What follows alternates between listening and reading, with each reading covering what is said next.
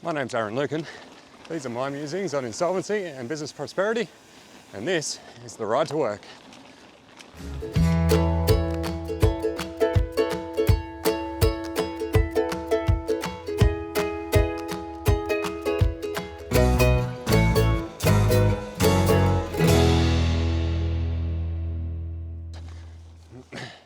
This morning on the ride to work, I'm thinking about company balance sheets.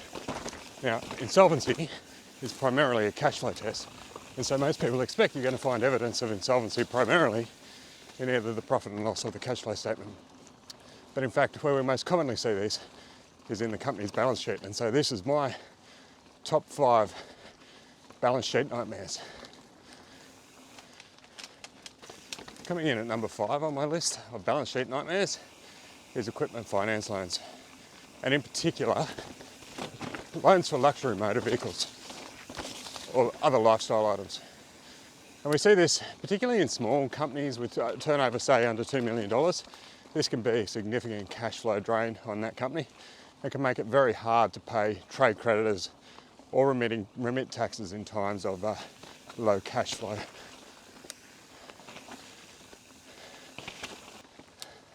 At number 4, it's director loan accounts, and in particular those that exist because directors and shareholders have been taking drawings without reporting the income or reporting the tax.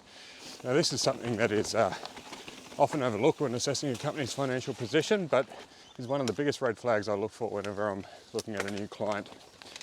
So an interesting exercise is actually to delete that loan account from the assets and adjust it against owner's equity and tell me, what's the company's financial position look like then? At number 3 on the list, it's cash flow finance, and we've seen over the last decade an increasing prevalence of small unsecured cash flow loans in company balance sheets, whereas previously we saw a lot more bank overdrafts or debtor finance facilities and that sort of thing.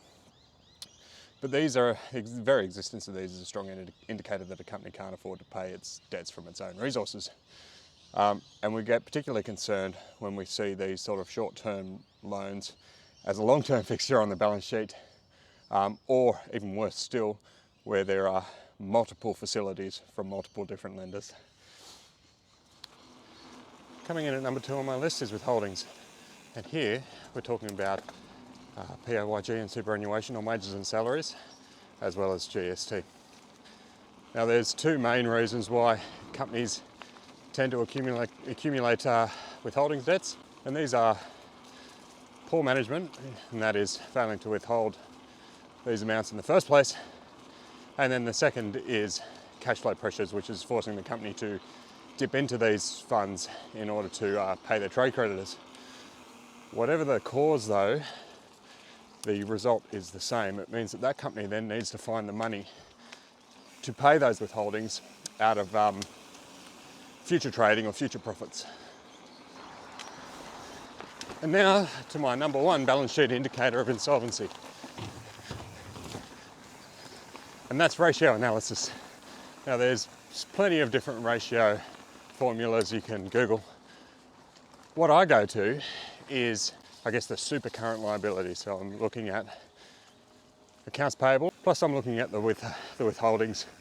And then if that amount is larger than cash at bank and rather debtors, or perhaps even the stock, but I'm really only looking at cash flow for the next 30 days. So if those super current liabilities are greater than those super current assets, then that's a really good indicator that the company is insolvent. And if that is a fixture on the balance sheet over months and years, then that company is insolvent. And so that's my top 5 balance sheet nightmares. What do you think? Have I missed any? Or have I got them in the wrong order? Drop me a comment in the notes below. And as always, I hope your day's started as well as mine. And thanks for joining me today as I ride through the mud on the ride to work. Whew.